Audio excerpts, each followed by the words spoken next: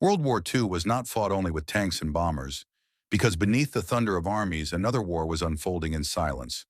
A war without flags or uniforms, where men and women moved through occupied Europe as ghosts, known only by code names, carrying radios instead of rifles, knowing their victories would never be celebrated and their deaths might never be recorded.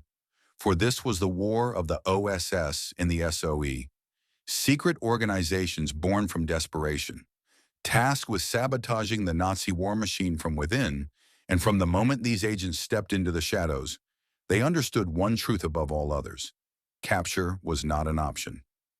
Before entering enemy territory, these agents were trained not just to fight, but to suffer, enduring mock interrogations, simulated torture, extreme isolation, and sleep deprivation, learning how pain distorted time and fear weakened memory, memorizing false identities until lies felt real, practicing how to give nothing away even while screaming. And each was issued a final insurance policy, a cyanide pill, small, bitter, and final. Not as an escape from duty, but as the last act of loyalty should the moment come when silence was no longer possible. Capture rarely came in dramatic battles, but through betrayal, informants, loose words, or a shadow that followed too long, arriving suddenly with boots on stairs, fists on doors, and guns pressed into spines. And in that instant, the agent ceased to exist as a soldier, stripped of protection under international law, labeled a terrorist by the Nazi regime, denied the rights of prisoners of war, and transported into a system designed not to detain, but to extract, dismantle, and destroy. There were no windows, no clocks, no way to tell whether it was day or night, only thick concrete walls and a single iron door that swallowed all sense of time. Because when OSS and SOE agents were brought here, the war outside no longer mattered. The front lines vanished, the maps became meaningless, and the only battlefield left was the human body and mind. For this was not a prison built to hold men. It was a place designed to dismantle them slowly, deliberately, and completely. A laboratory where the Nazis tested how much suffering a person could endure before silence finally broke. The agents arrived hooded and bound, dragged through corridors that smelled of disinfectant and fear, their footsteps echoing like a countdown they could not see. And the first thing taken from them was not information but identity, as names were replaced with numbers, uniforms replaced with naked vulnerability, and dignity stripped away piece by piece, because the Gestapo understood that before breaking the body, they had to convince the prisoner that they were already alone, already forgotten, already dead. The first interrogation was never violent, because violence too early revealed desperation, and the interrogator entered calmly, politely, even offering cigarettes or water, asking simple questions in a quiet voice. Your name, your unit, your mission. While the agent answered with lies memorized months earlier, lies wrapped inside truth, knowing this was not an attempt to extract information, but a warning, a demonstration that resistance would only make what followed far worse. Pain arrived in stages, carefully measured and scientifically applied, beginning with sleep deprivation as lights burned endlessly and guards ensured rest never came, followed by beatings designed not to kill but to educate, fists and batons landing where bones could crack without collapsing lungs. Electricity introduced slowly to map the limits of endurance, because the goal was never death, it was survival under agony, long enough for the interrogators to believe that silence would eventually become surrender. Inside the agent's mind, another war was raging, louder than screams and sharper than pain, as thoughts returned again and again to radio operators, still transmitting, resistance fighters hiding in cellars, families who would be executed if even one real name escaped under torture, and every cry was calculated, every pause deliberate, because they knew pain could end. Unconsciousness could come. Even death was finite, but betrayal would echo forever. When physical torture reached its limit, the Gestapo turned to the mind, claiming networks had already been exposed, comrades had already confessed, missions had already failed, showing photographs real and fabricated, reading fake statements aloud, forcing prisoners to listen to screams from nearby rooms, without knowing whether they were staged or someone they loved, because fear of responsibility, of being the one who doomed others, was often more powerful than pain itself. OSS and SOE agents had been trained for this moment, not to remain silent completely but to speak just enough to mislead, offering outdated addresses, dead contacts, obsolete radio codes, building stories so convincing that interrogators believed progress was being made.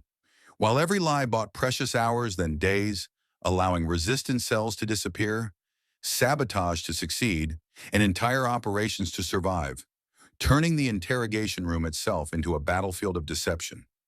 For female agents, the rooms were darker still because they were underestimated first and punished for proving otherwise, subjected to isolation, beatings, chains, and humiliation meant to erase both courage and identity. Yet women like Noor Inayat Khan endured weeks of torture without revealing a single authentic code, forcing even their captors to acknowledge what they feared most, recording one word in her file: dangerous.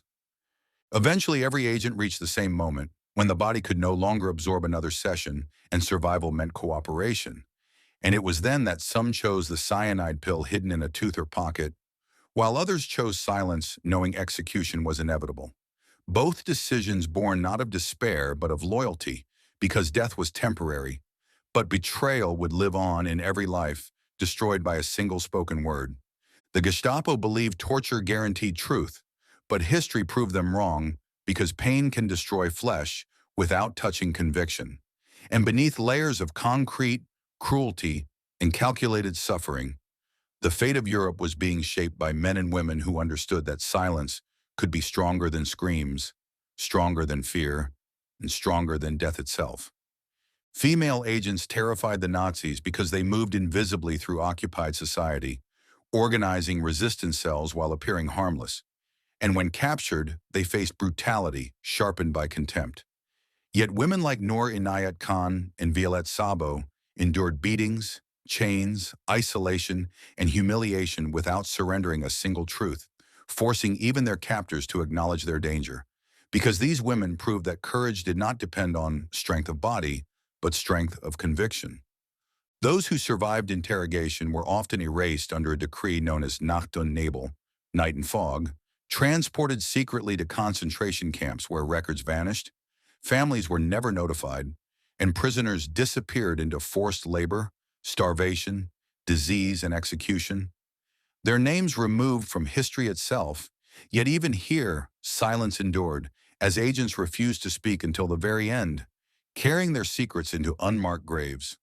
A few defied even this fate, enduring torture, execution attempts, and camps only to escape through sheer will, men like Yo Thomas who survived Buchenwald, and operatives like Virginia Hall who evaded capture again and again despite being relentlessly hunted, proving that the Nazi system, for all its cruelty, could not completely extinguish resistance or the human instinct to fight back.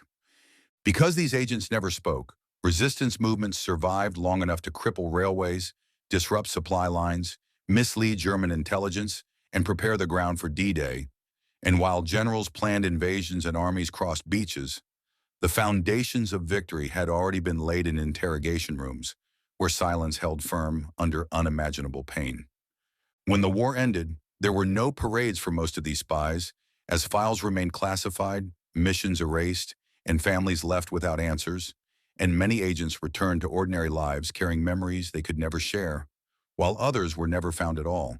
Their sacrifices hidden for decades until history slowly uncovered the truth of what had been endured in silence.